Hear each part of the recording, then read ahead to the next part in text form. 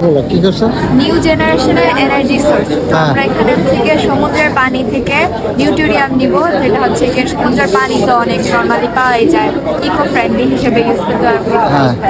সমুদ্রের পানি থেকে নিউট্রিয়াম নিয়ে নিউট্রিয়াম থেকে হিলিয়াম বের হবে। হিলিয়াম থেকে অনেক তাড়াতাড়ি বিক্রিয়া করে ফেলে হিলিয়াম 3। তো ওইটা হচ্ছে গিয়ে হিলিয়াম 3 আবার নিউট্রিয়ামের সাথে বিক্রিয়া করে একটা হিলিয়াম আসবে, যেটা হচ্ছে আরেকটা হচ্ছে গিয়ে ট্রিটিয়াম আসবে, যেটা খুবই রেয়ার, এটা পাওয়াই যায় না।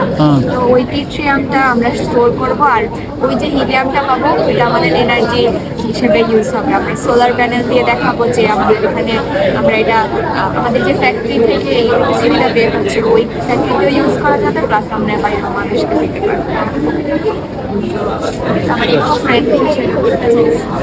Eco friendly. হ্যাঁ, আমাদের যা জিনিসগুলো ইউজ করতেছি এই ইয়াটার জন্য সব তো মানে রেয়ার না বা শেষ হয়ে যাবে এমন না। Renewable energy.